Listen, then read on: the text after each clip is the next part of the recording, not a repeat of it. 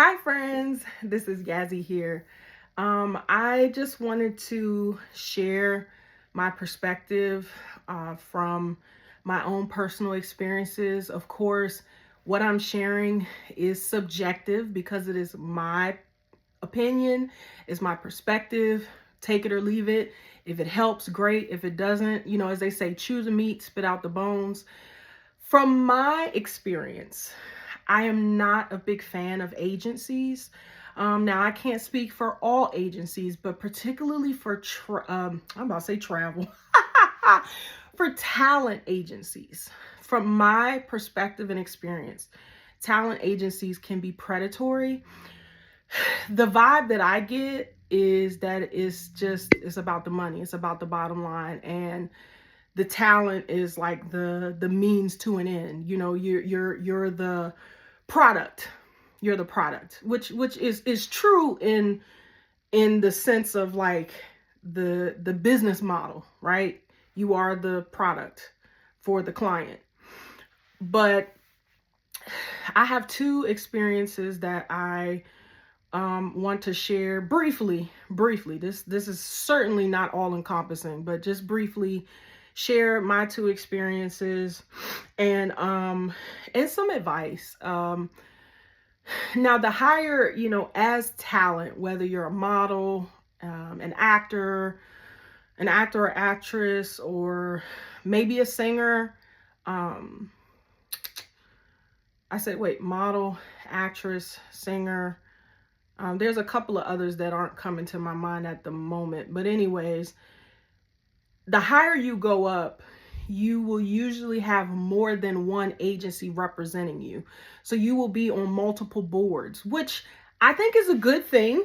It's a good it's a great business strategy.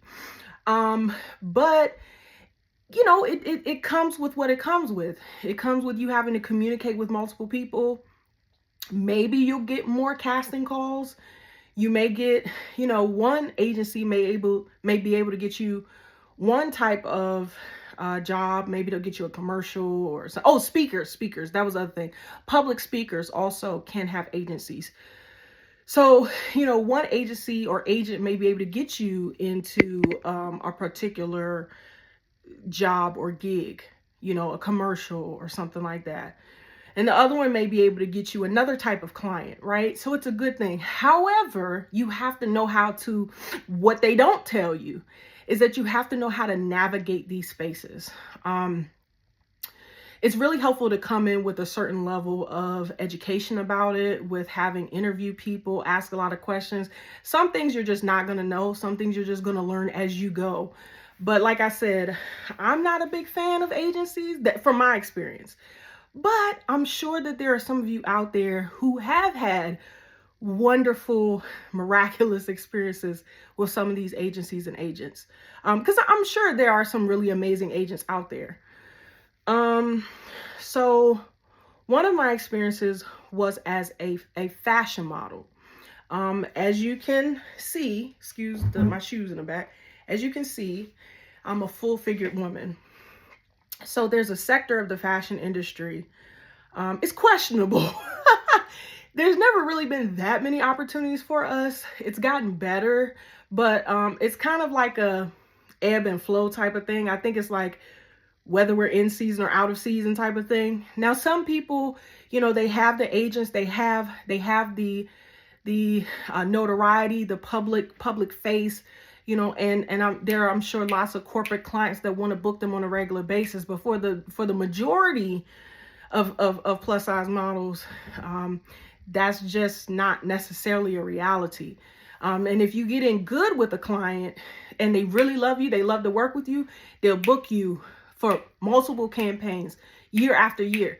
But that can change. Just as people in agencies change, sometimes people at those corporations or those companies change. Sometimes companies sell. Sometimes they do acquisitions. Sometimes they close, right? So I was I would not take no for an answer, and they figured that out quickly. It was a boutique agency, but when you look up top agencies for plus size women, plus size models, this agency will show up. So Uh, Originally, they were trying to get me to sign a 5-year exclusive contract. And at the time, I had I was fortunate to have mentorship with a model who, has been around for ages. I mean, she's very experienced and very well versed in the industry, like with music, with videos, and with modeling and acting and this whole kind of thing. So, she said 5 years is way too long. That's just way too long. I tried to get it down to 2, and the best I could get was 3. I didn't know the difference at the time between exclusive contract and non-exclusive contract. If you have an exclusive contract, from my understanding, that through my experience that I'm aware of, it means that you're locked in with that agency, and technically you're not supposed to compete. So technically you're not supposed to have any other agencies representing you, or at least in that industry. Now you may have an agency or an agent for your modeling, and then you likely will have another agent or agency for your acting or for, but of course you can be independent. Now, agencies have fees. They have some fees. They charge you to be on their board. Sometimes the pay, depending on, of course, it depends on a number of factors. The pay is not all that great. Of course, the agency gets their 20% or however much, whatever their, I guess you call it, commission is, right? There's that. But there were just so many things, you guys. This will have to be a longer video, but it was interpersonal. I mean, excuse me, that's the wrong term. It just felt transactional a lot of the time. And I constantly had to advocate for myself, which I'm used to doing that, but I would have to say, hey, so-and-so, like I actually got to the point where I got the bookkeeper or the comptroller's email. And when I knew, hey, I had done a job and it is 30 days net, we heading into a month, 2 months, then hey, so-and-so, just checking to see, when I can expect payment, this kind of thing. And of course, they take their fees, and also, it doesn't really, you may or may not make that much. Again, it really depends on the level of clientele that you're booking. We're fortunate if we book them once. If you book them multiple times, that is like amazing. That's a great place to be in, but not everybody gets there realistically.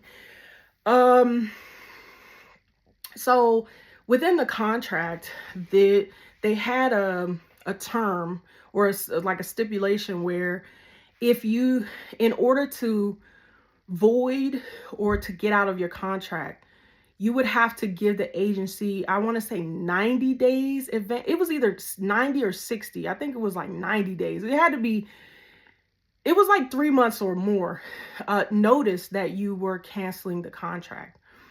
So my initial goal was to get out of the exclusive 3-year contract and get into a non-exclusive contract with this same agency. They gave me hell.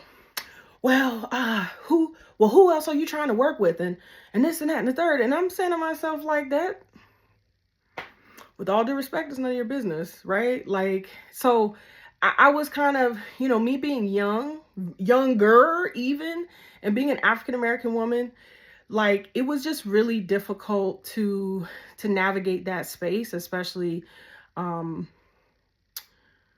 sure it's not only difficult for us, for like women of color, men of color, like, but there were just some dynamics at play. There were just some power dynamics at play, and I was not being respected for my intuition, for my intelligence, right? And that I was, even at a younger age, I know more than I knew then, but I was a good businesswoman, but I wasn't, my opinion and my needs were not being respected. So I ultimately left.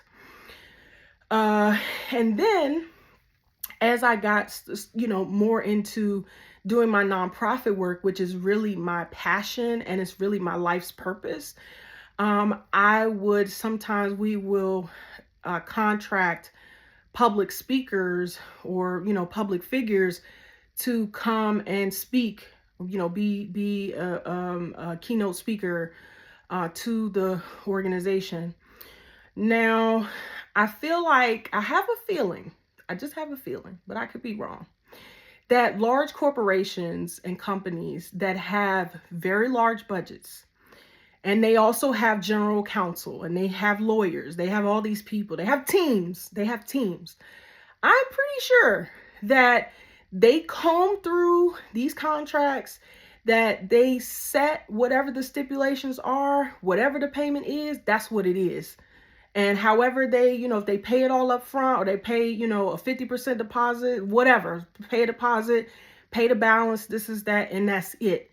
And they get the service that they requested. One year, I contracted a speaker through one of these agencies. As a matter of fact, it's one of the top ones in the nation. Great experience. I think some of it has to do with the talent too, right? But amazing experience. It was a straight up fee. The rider, they'll let you know what other things that they need, whether it's travel, first class, round trip, first class, whatever. But this person, she lived in the same city at the time. And she's very humble. She's very straightforward. She could have asked us to, because those things are kind of expected when you're at that level. She didn't request travel, none of that. It was just the fee. I show up, I do what I have to do, and I have to leave. Okay, great, fine. The following year, though, it was a totally different story. It was a hot mess. You hear me? The mistake I made was that I did not have a lawyer to comb through the contract. I made the mistake of believing that because I had a really good I made a few mistakes, but I made a mistake believing that because of the relationship I had, or not the rapport, the business relationship rapport that I had, based on the previous year, that the second year was going to be wonderful. It was hell. It was hell. This talent wreaked havoc.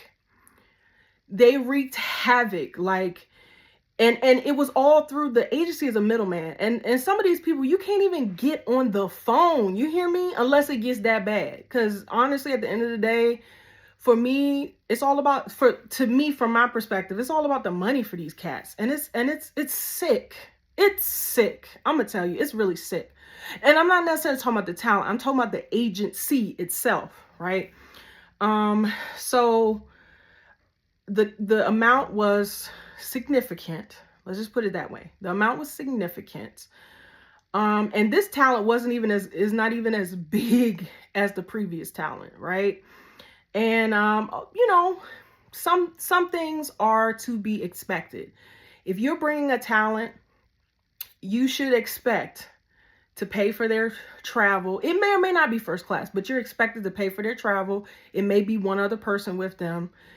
If they need to get, from the airport to the venue or to the hotel, a car from the hotel to the venue, if it's separate, basics, accommodations, your hotel, your travel, and the honorarium, right? And there may be an additional rider. There was an initial rider. It was very straightforward. Okay, fine. It's very straightforward. You guys, after the deposit was paid, right? Then there comes another rider. So we're already in it. Okay? There comes another rider with all of these silly stipulations and requests. And I'm like, are they serious? I was livid.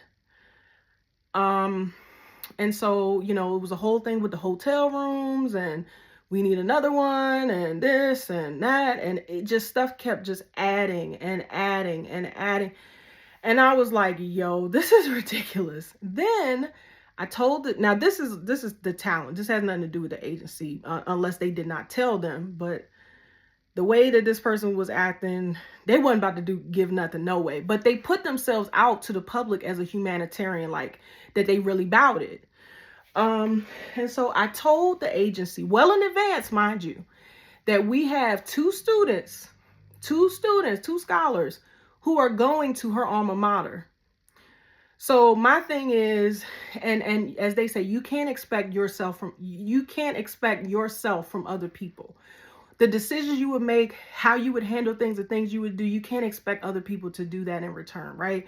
But to me, I thought this was pretty reasonable, especially the way this person puts themselves out there, like, yeah, they're supposed to be like the business guru and this, that, and the third. So I'm thinking like, okay, at the very minimum, this person can make a contribution from their nonprofit, from their foundation, make a donation to at least for one semester. Our scholarship is only $1,750. Like, you couldn't make a donation to or a scholarship directly to these two students who are going to your alma mater after you put us through hell and back. So, and then I tried to have a conversation with the agency, and then they made it a whole thing. And then, this person is sick and they can't get on the phone. And I'm just like, don't even worry about it. But I told them, I said, this was a horrible experience. It was horrible. Do you think they cared? No. They may try to like, now, we're so sorry, kind of gaslighting you, like, we're so sorry you had this terrible experience because we really enjoy working with you. We'd love to work with you again. Yeah, of course you would. If you're getting like, you getting that check, of course you're going to want to work with us again. Absolutely not. And so I just, again, I really, my genuine hope and prayer is that for anybody, for those of you who you are lending, you are sharing your gifts and your talents, whether it's acting, modeling, your beauty, your voice, the wisdom and the knowledge that you have, please do not allow these agencies to pimp you out. Like, you may not be paying them, because lawyers to be on retainer can be very expensive, but you need at least one or two lawyer friends. And I know lawyers have different industries, but there are certain basics that they know, like contracts. They all have to take certain classes when they're in law school, and they have to study, certain basics. So certain basic things they understand. But usually lawyers sometimes they have other lawyer friends in other industries. So okay? If you can't afford the retainer piece, because like I said, it gets very expensive very quickly. Have always, any contracts, have one or two lawyers to thoroughly read and comb through the contract and break it down to you. Also, my additional 2 cents is, if you're thinking about joining an agency, getting on a board of an agency, take the time to look and see who the other talent is on the board. If you can, be discreet with it, but reach out to them, Instagram. Now, some will be willing to speak with you and some won't. The ones that won't, just leave it alone, let it go. But, for hopefully, prayerfully, there will be one or two who will be willing to talk to you, to be transparent, to be honest about their experience and that kind of thing. Again, you really don't know what you don't know until you're in it, until you're learning the ropes and you're like, oh, this is how this works, right? But yeah, if you can be independent, or if you can make it a family business, if you can do that, I say do that. But again, there are people who have had great experiences with agencies, or they just graduate. Like, they'll spend a few years with this agency and then they'll be applying for, okay, boom, now they got a higher level agency. But it's a whole lot of stuff behind the scenes that happens with these agencies that these actors, that these models, that these public speakers, all due respect, they're not going to tell you. They're just not. So consider this a gift. Consider this a gift, because I really care. And I just don't want, for a long time, there were some people who wanted to make me feel bad for the heart that I have, for the love that I have for people. But there's not that many of us left. There's really not. So for those of us who are genuine, who really want to see people succeed and thrive, not just on the gram, not just on the like on social media, but in real life, we have to stand up and speak out. So I love you guys. I hope this blesses somebody out there. I hope it helps somebody. And I will talk with you soon. Take care. Till next time.